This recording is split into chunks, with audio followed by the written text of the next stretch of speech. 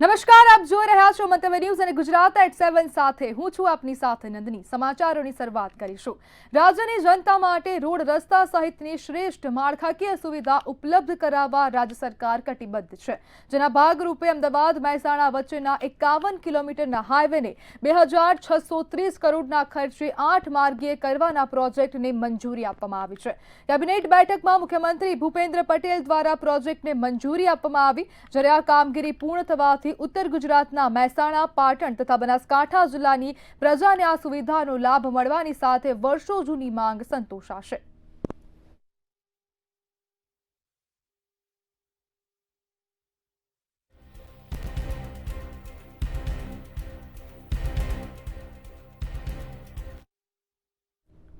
વડાલીમાં શુદ્ધ પાણીના નામે લોકોના સ્વાસ્થ્યની સાથે ચેડા થઈ રહ્યા હોવાના ગંભીર મામલો સામે આવ્યો છે। મિનરલ વોટર પ્લાન્ટોના સેમ્પલ ફેલ થતા ખળભળાટ મચ્યો છે। કલેક્ટરના આદેશથી લેવાયેલા સેમ્પલમાં ગણેશ અને બ્રહ્માણી આરો પ્લાન્ટના પાણીના નમૂના નિષ્ફળ રહ્યા। કમળો કોલેરાની ભીતિ વચ્ચે સ્થાનિકોમાં ભારે આક્રોશ જોવા મળ્યો છે।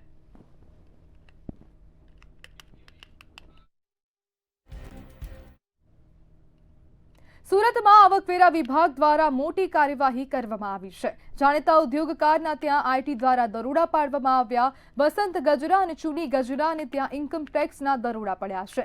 ડાયમંડ રિયલ એસ્ટેટમાં 30 જગ્યા પર ઇન્કમ ટેક્સ દ્વારા તપાસ હાથ ધરવામાં આવી। કતારગામ, પીપલોદ, વરાછા વિસ્તારમાં ઇન્કમ ટેક્સ દરોડા પાડ્યા। સુરત સહિત વલસાડ અને મુંબઈમાં પણ આઈટી દ્વારા તપાસ કરવામાં આવી છે। સ્કૂલની ઓફિસ, ડાયમંડ ઓફિસ અને રિયલ એસ્ટેટ ઓફિસ ખાતે આઈટી દ્વારા તપાસ કરવામાં આવી છે।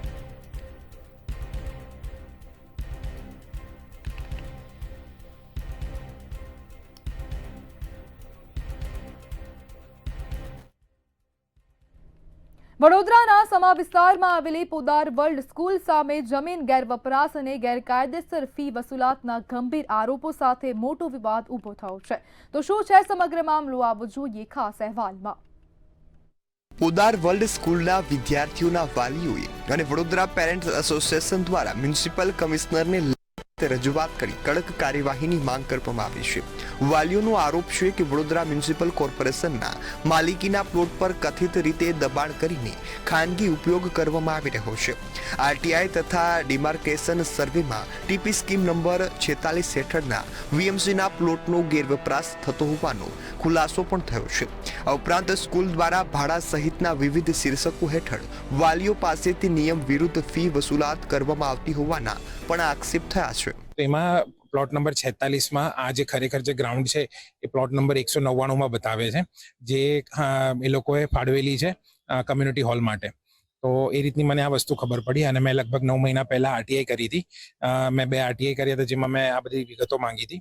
હવે એ વિગતો મને એ લોકોએ પૂરતા ના આપ્યા અને લગભગ 4-5 મહિના પહેલા અહીંયાથી મને ડોક્યુમેન્ટ આપ્યા, જેમાં બહુ સ્પષ્ટ આપણને ખબર પડે છે કે બોલે આ જગ્યા જે છે એ ગવર્મેન્ટની છે, બીએમસીની છે અને મારી હાજરીમાં એ લોકોએ ત્યાં આગળ ડિમાર્કેશન કર્યું હતું। પણ આજે 5 મહિના ઉપર થઈ ગયા છે ડિમાર્કેશનના, પણ હજુ સુધી એ લોકોએ શું કહેવાય આ જગ્યા કોર્ડન નહીં કરી। પોદાર સ્કૂલના અમુક પેરેન્ટ્સ તરફથી આરટીઆઈ એપ્લિકેશન મેળવીને જે જાણકારી વડોદરા પેરેન્ટ એસોસિએશનને મેળવવામાં આવ્યો એ ચોંકનારા છે। કરોડો રૂપિયાની ઉઘરાણી ફીસની અંદર, હેડ્સની અંદર રેન્ટલ ફોર ઇન્ફ્રાસ્ટ્રક્ચર અને પ્લેગ્રાઉન્ડ બતાવીને સ્કૂલ વસૂલે છે અને એ ખર્ચા બતાવીને એફઆરસી પાસેથી વધારે ફીસ અપ્રુવલ બી કરી રહ્યા છે। પણ કોર્પોરેટ એડમિનિસ્ટ્રેશનમાંથી અમને એ ખબર પડી કે આ જે સ્કૂલ ગ્રાઉન્ડ છે એ બિનકાયદેસર આ લોકો કબજા કરીને યુઝ કરી રહ્યા છે। આપણે જેમ વાત કરીએ એફઆરસી જે એક્ટ છે એ એફઆરસીનો દાયરો એજ્યુકેશન ફીસ પૂરતો સીમિત છે। હવે કોઈ પણ એક્સ્ટ્રા એક્ટિવિટી માટે શાળા વાલીઓ પાસેથી કોઈ પણ ફીસ વસૂલતી હોય તો એ એડમિન મેટર છે અને ઓપ્શનલ એક્ટિવિટીના રૂપે શાળા વાલીઓ પાસેથી ફીસ લેતી હોય છે। એમાં એફઆરસીનો દાયરો આવતો નથી અને મેટર એડમિન મેટર છે। એટલે ડીઓમાં વાલીઓને એવું લાગે કે આ કંઈક ગેરરીતિ થઈ રહી છે તો એપ્લિકેશન કરી શકે છે ત્યાં આગળ ને એના વિશે જરૂરી કાર્યવાહી ડીઓ ઓફિસથી થઈ શકશે। આ પાલિકા હસ્તકનું ગ્રાઉન્ડ છે કે આ બાબતે ડીઓની ટીમ દ્વારા ત્યાં જઈને તપાસ કરાશે, વાસ્તવિક પરિસ્થિતિ શું છે તે પણ જણાશે। સાથે સાથે અજીન નાયરભાઈએ જે અરજી કરી છે આરટીઆઈમાં તેનો પણ આપણે થોડોક વેટ એન્ડ વોચ શું જોબ આવે છે. વાસ્તવમાં પાલિકાએ ભાડે આપ્યું છે કે સ્કૂલ દ્વારા પચાવી પાડવામાં આવ્યું છે, એનો પણ જ્યારે એ જવાબ આપશે ત્યારે જ ખ્યાલ આવશે. આવા સંદર્ભમાં જો કોઈ પણ સ્કૂલ તરફથી ક્ષતિ જણાશે તો સ્કૂલ વિરુદ્ધ 100% કાર્યવાહી કરવામાં આવશે. વાલીઓનું કહેવું છે કે શિક્ષણને વ્યવસાય બનાવીને સ્કૂલ દ્વારા માતા પિતાઓને આર્થિક રીતે શોષવામાં આવી રહ્યા છે, જ્યારે જમીન બાબતે પણ મહાનગરપાલિકાના નિયમોનું ઉલ્લંઘન કરવામાં આવી રહ્યું છે, ત્યારે શાળા સામે કડકમાં કડક કાર્યવાહી થાય તેવી સ્કૂલ દ્વારા માંગ કરવામાં આવી છે. બ્યુરો રિપોર્ટ, મંતવ્ય ન્યૂઝ. અમદાવાદના ઐતિહાસિક વિસ્તાર 3 દરવાજાથી લઈ પાનકોર નાકા સુધી ફરી એકવાર વેપારીઓમાં રોષ જોવા મળી રહ્યો છે. 27 જાન્યુઆરીના રોજ ટ્રાફિક પોલીસે પાર્ક કરેલા દુકાનદારોના વાહનો ટોઈંગ કર્યા હતા. વેપારીઓનો આરોપ છે કે જ્યાં પાર્કિંગના સ્પષ્ટ બોર્ડ લગાવવામાં આવ્યા છે ત્યાંથી પણ વાહનો ઉપાડી લેવામાં આવ્યા હતા, જેના વિરોધમાં 120થી વધુ દુકાનો બંધ રાખીને વેપારીઓએ વિરોધ કર્યો હતો.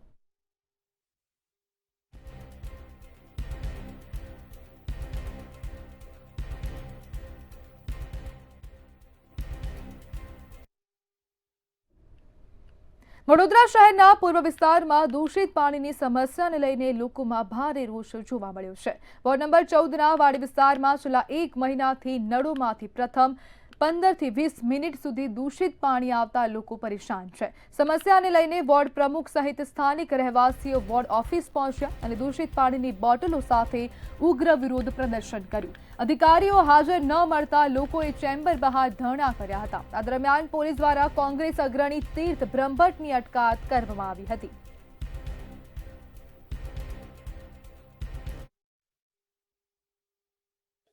વોર્ડ નંબર 14 ટીમ દ્વારા કે જ્યાં વોર્ડ નંબર 14ની ઓફિસ છે કાલુપુરા ખાતે, એમાં મોરચો લઈને આવવામાં આવે છે. કારણ કે મોરચાનું મુખ્ય કારણ એ જ છે કે સર સયાજીરાવ ગાયકવાડે આપણે સયાજી નગરી આપી હતી, પરંતુ આ ભ્રષ્ટ અધિકારીઓના પાપે આ સયાજી નગરી કલંકિત થઈ છે અને ખાડોદર નગરી અને દૂષિત નગરી બની ગઈ છે. આ દૂષિત નગરીને બચાવવા માટે 14ની ટીમ દ્વારા એક પ્રયાસ કરવામાં આવ્યો છે. અને તમે જોઈ શકો છો બ્લેક વોટર જનતાને ગટરનું પાણી પીવડાવવામાં આવ્યું છે. જનતાને પૂરું વળતર વેરોમાં આપે છે અને વળતરના ભાગરૂપે ગટરનું પાણી પીવડાવવામાં આવ્યું છે. અને આ ગટરનું પાણી આ અધિકારીને પીવડાવવામાં આવશે. કારણ કે જો અમારી જનતા ગટરનું પાણી પીતી હોય તો અધિકારી પણ આ ગંદુ પાણી પીવે છે. કારણ કે અધિકારી એ જનતાનો નોકર છે, સેવક છે, એ માલિક નથી. આજે વોર્ડ નંબર 14માં જે વાડી વિસ્તારમાં 5 પોળ છે, એની આગળ બીજા છે, જે અમારા 14 નંબરમાં માઇનોરિટી વિસ્તાર આવે છે, એવી બધી જ જગ્યાએ તમે જોવા જાવ તો જૂનો વિસ્તાર છે. જૂના વિસ્તારમાં ગંદામાં ગંદુ પાણી આવે છે. જ્યારે અમને સયાજીરાવ ગાયકવાડે જે જૂની લાઈન નાખી આપી હતી એ ટાઈમ સુધી ચાલુ હતું, ત્યારે આટલું ગંદુ પાણી નહોતું આવતું. પણ છેલ્લા 10 વર્ષથી વિસ્તારમાં ગંદુ પાણી આવે છે. વેરો તમે એટલો જ ડબલ લો છો. તો અમે લોકો એક જ એના માટે આવ્યા છે કે ભાઈ બેઝિક સુવિધા આપો ને ચોખ્ખું પાણી આપો. કેમ કે હમણાં હવે એને ઉનાળો આવશે એટલે રોગચાળો ફાટશે ને આમ પણ એને તમે જોશો કે દવાખાના ફૂલ જ હોય છે 12 માસ. હવે તો આ ગંદા પાણી ડ્રેનેજનું પાણી મિક્સ ના લીધે. મતદાર યાદીમાંથી નામ કમી મુદ્દે કલેક્ટરને આવેદનપત્ર આપવામાં આવ્યું હતું. ફોર્મ નંબર 7નો દુરુપયોગ કર્યા હોવાનો આગેવાનોનો આક્ષેપ છે. શહેરમાં 1626 મતદારોના નામ કમી કરવાની કાર્યવાહી સામે રોષ વ્યક્ત કરવામાં આવ્યો. મુસ્લિમ સમાજને મતાધિકારથી વંચિત રાખવાના પ્રયાસનો આક્ષેપ છે. સમગ્ર મામલે મોટી સંખ્યામાં મુસ્લિમ આગેવાનો કલેક્ટર કચેરી ખાતે પહોંચ્યા હતા. સમગ્ર વિરોધને ધ્યાનમાં રાખીને બોટાદ જિલ્લા પ્રશાસન દ્વારા આ બાબતે તપાસની ખાતરી આપવામાં આવી હતી.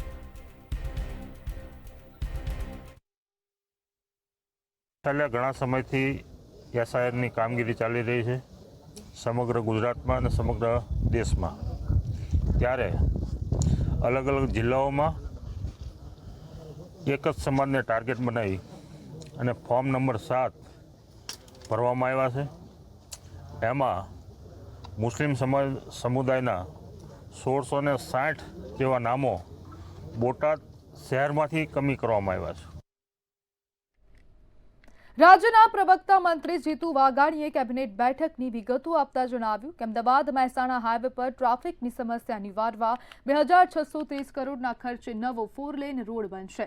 સાથે જ પ્રધાનમંત્રી ગ્રામ્ય વિકાસ યોજના હેઠળ ગામડાઓને જોડતા 2000 કિલોમીટરના પાક્કા રસ્તાઓ બનાવવાનો નિર્ણય લેવામાં આવ્યો છે. આ ઉપરાંત એસઆઈઆર પ્રક્રિયાને કારણે રાજ્યમાં સહકારી મંડળીઓની ચૂંટણીઓ આગામી 6 મહિના સુધી પાછી ઠેલવવામાં આવી છે. સાથે જ મહારાષ્ટ્રના નાયબ મુખ્યમંત્રી અજીત પવારના નિધનનું દુઃખ વ્યક્ત કર્યું હતું.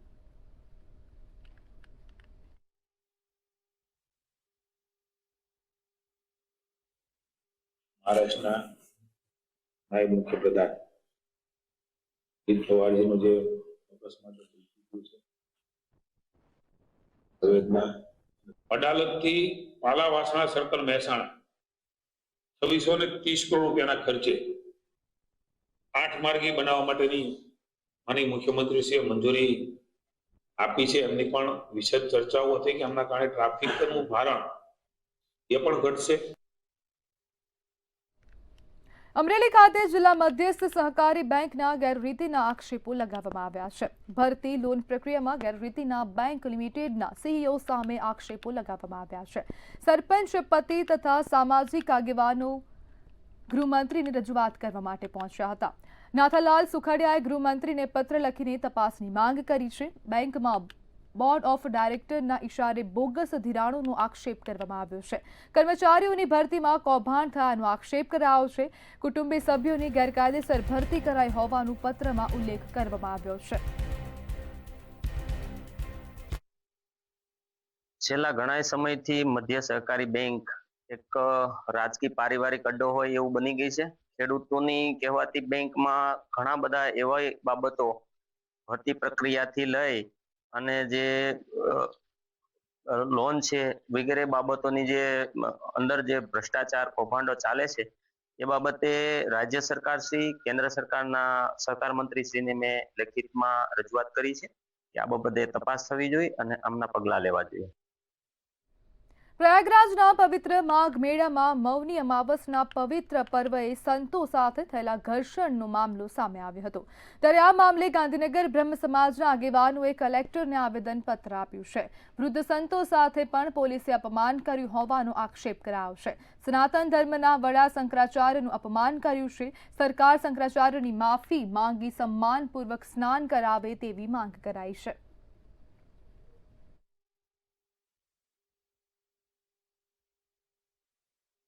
કોઈ પણ રાજકારણને એક બાજુ રાખી માત્ર સનાતન ધર્મના વડા શંકરાચાર્ય શ્રીને આવી રીતે અપમાનિત કરી અને સનાતન ધર્મનું મોટું નુકસાન કર્યું છે, સનાતન ધર્મનું અપમાન કર્યું છે.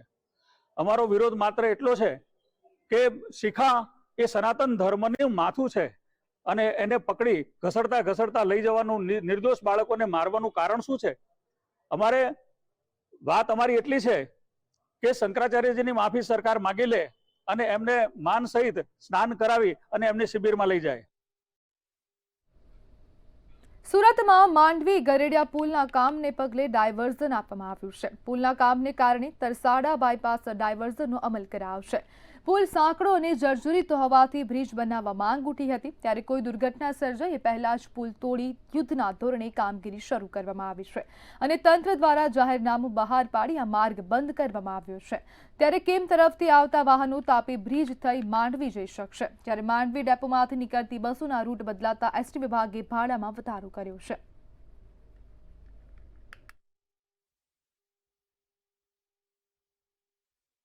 સુરત જિલ્લાના કીમથી માંડવી તરફ જતા ખેડપુર નજીક આવેલ ગરેડિયા પુલની કામગીરી ચાલી રહી છે. જે પ્રકારેના દ્રશ્યો આપ જોઈ શકો છો, જે ગરેડિયા પુલની અત્યારે કામગીરી છે તે યુદ્ધના ધોરણે શરૂ કરવામાં આવી છે. ખાસ કરીને 6 જેટલા અલગ અલગ જે રૂટ છે તે ડાયવર્ટ કરવામાં આવ્યા છે અને જે વાહનો છે તેઓને વૈકલ્પિક માર્ગ પરથી પસાર થવાનું જે જાહેરનામું પ્રસિદ્ધ કરવામાં આવ્યું છે. ઓક્ટોબર સુધી આ જે કામગીરી છે તે ચાલવાની છે અને તેને લઈને અલગ અલગ જે રૂટો છે તેઓને ડાયવર્ટ કરવામાં આવ્યા છે. ખાસ કરીને જે કીમ તરફથી આવતા જે વાહનો છે તેઓને જૂના પુલ પરથી તાપી નદી ઉપર આવેલ નવા પુલ પરથી જે પસાર થવાનું જે જાહેરનામું પ્રસિદ્ધ કરવામાં આવ્યું છે.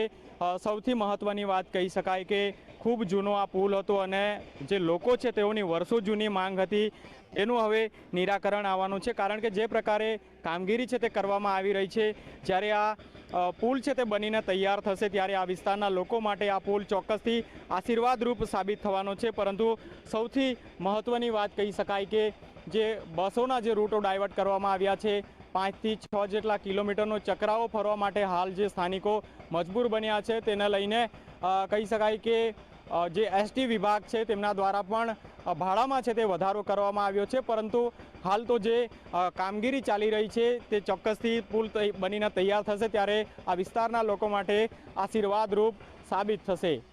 નલિન ચૌધરી, મંતવ્ય ન્યૂઝ, માંડવી, સુરત. અમદાવાદમાં નવી એસઓપીની અમલવારી બાદ હવે સુરત શહેરમાં પણ પાલતુ શ્વાન અંગે કડક નિયમો અમલમાં આવ્યા છે. સુરત મહાનગરપાલિકા દ્વારા શહેરમાં પાલતુ શ્વાન રાખનારાઓ માટે ફરજિયાત રજીસ્ટ્રેશનની પ્રક્રિયા શરૂ કરવામાં આવી છે. રજીસ્ટ્રેશન દરમિયાન શ્વાનની જાત, ઉંમર, વેક્સિનેશન અને માલિકની વિગતો નોંધવામાં આવશે. તંત્ર દ્વારા સ્પષ્ટ કરવામાં આવ્યું છે કે રજીસ્ટ્રેશન વગર પાલતુ શ્વાન રાખવામાં આવશે તો દંડાત્મક કાર્યવાહી કરવામાં આવશે. સાથે જ જાહેર સ્થળોએ શ્વાન ફરવતી વખતે પટ્ટો લગાવવો અને સ્વચ્છતાનું પાલન કરવું પણ ફરજિયાત બનાવવામાં આવ્યું છે. શહેરમાં છેલ્લા કેટલાક સમયથી પાલતુ શ્વાન દ્વારા થયેલા હુમલા, ગેરવહીવટ અને જાહેર સ્થળોએ થતા વિવાદોને ધ્યાનમાં રાખી તંત્ર સક્રિય બનતું જાય છે.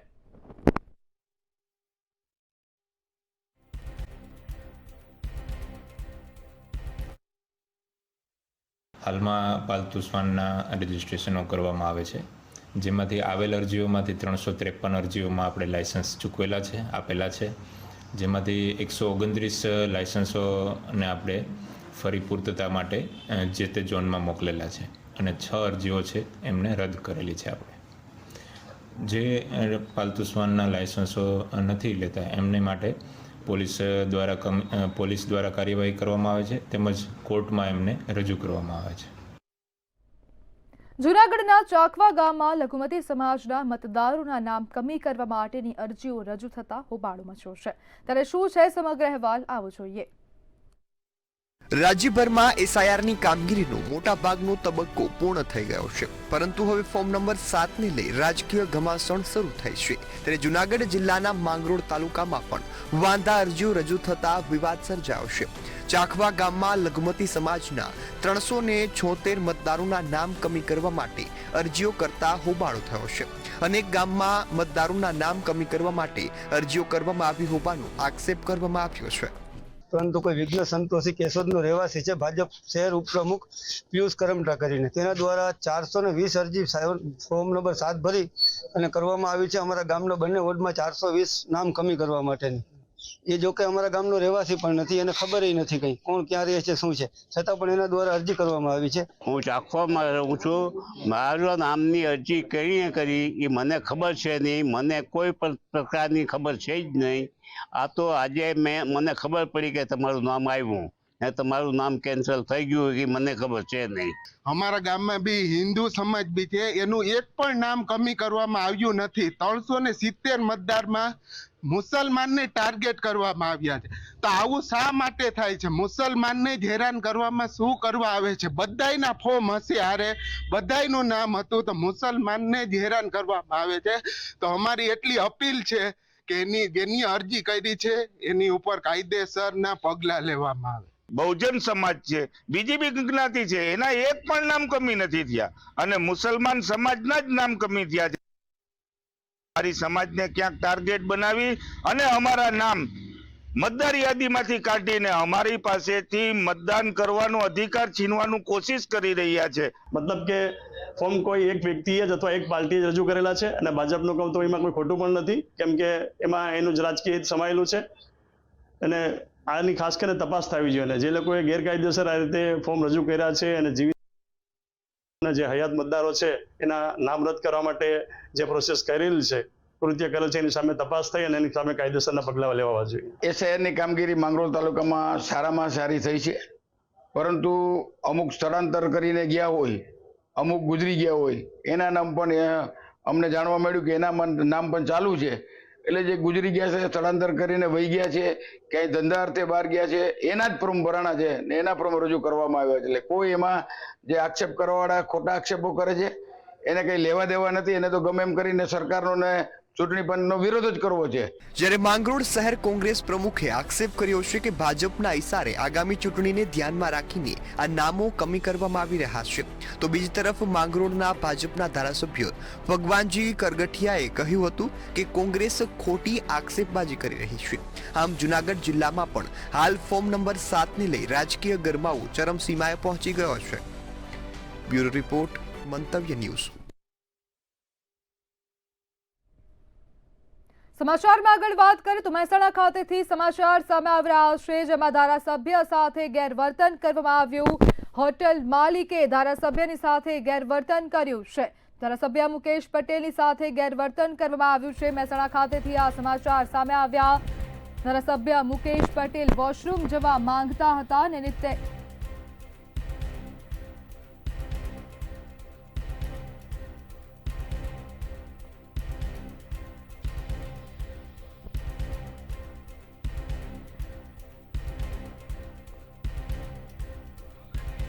વોશરૂમ માટે બહાર જવાનું કહેતા ધારાસભ્યએ ખખડાવ્યા હતા અને હવે હોટેલ સંચાલકે, જે હોટેલ માલિક છે, તેના દ્વારા ધારાસભ્યની સાથે ગેરવર્તન કરવામાં આવ્યું છે. જ્યારે મુકેશ પટેલે ખખડાવતા હોટેલ માલિકે માફી માંગી છે. તો મહેસાણા ખાતેથી આ સમાચાર સામે આવ્યા. વોશરૂમ બંધ હોવાથી ધારાસભ્યએ વોશરૂમ ખોલવા માટે કહ્યું હતું.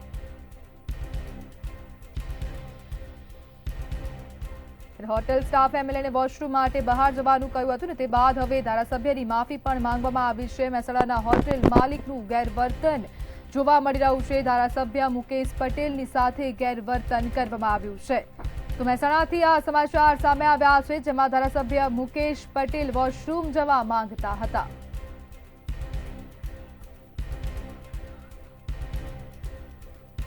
વોશરૂમ બંધ હોવાથી ધારાસભ્યએ વોશરૂમ ખોલવાનું કહ્યું હતું. જ્યારે હોટેલ સ્ટાફે ધારાસભ્યને વોશરૂમ માટે બહાર જવાનું કહ્યું, તે બાદ હવે હોટેલ માલિક દ્વારા ધારાસભ્યની માફી પણ માંગવામાં આવી છે.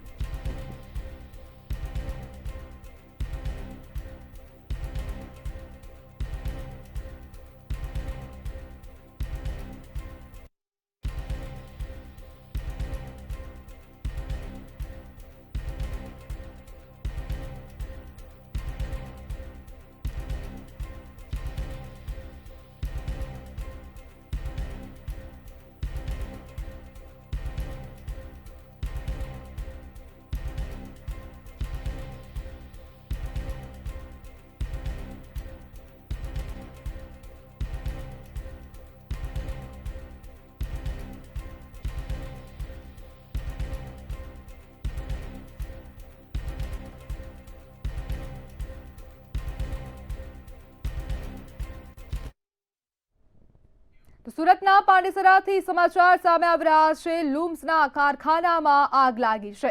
સમાચાર સામે આવ્યા. સુરતના પાંડેસરામાં લૂમ્સના કારખાનામાં આગ લાગી. આગના સમાચાર પાંડેસરા વિસ્તારથી સામે આવ્યા. આગ લાગતા અફરાતફરીનો માહોલ સર્જાયો હતો. અનેક લોકો દાઝ્યા છે, જ્યારે ફાયર ટીમની 8 ગાડીઓ ઘટના સ્થળે પહોંચી છે. તો લૂમ્સના કારખાનામાં અચાનક આગ ભભૂકી ઉઠી હતી. કારખાનામાં આગમાં 2 વ્યક્તિને સામાન્ય ઈજાઓ પહોંચી છે. 3 લોકોને સલામત રીતે રેસ્ક્યુ કરવામાં આવ્યા છે. તો સુરતના પાંડેસરાથી આ સમાચાર સામે આવી રહ્યા છે. લૂમ્સના કારખાનામાં આગ લાગી. ફાયરની ટીમે 9 ગેસના બાટલા બહાર કાઢ્યા. 3 બાટલા બ્લાસ્ટ થયા હોવાનું અનુમાન છે.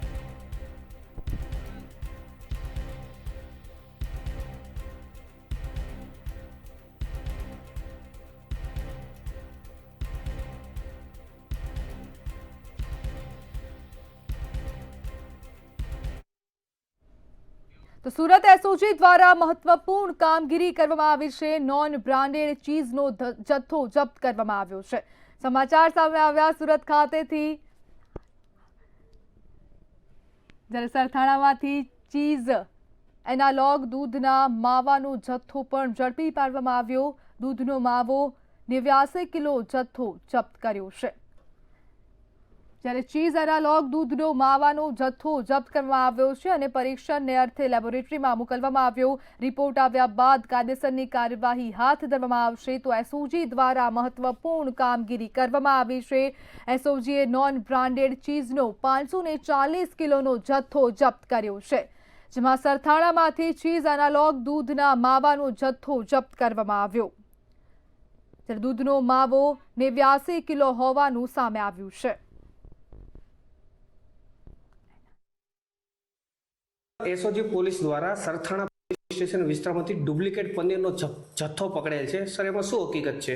એમાં હકીકત એવી છે ગુરુકૃપા ટ્રેડિંગ નામની જે શોપ છે ચંદુભાઈ સાવલિયા ચલાવે છે કે જેની અંદરથી એનાલોગ પનીર 540 કિલોગ્રામ અને દૂધનો માવો 89 કિલોગ્રામ જે નકલી હોવાનું માલુમ પડતા ફૂડ સેફ્ટી ઓફિસરને હાજરીમાં આ જે જથ્થો છે એ સીઝ કરીને સરથાણા પોલીસ જાણવજોગ દાખલ કરેલ છે. કુલ રૂપિયા 1,56,300નો જથ્થો પકડેલ છે.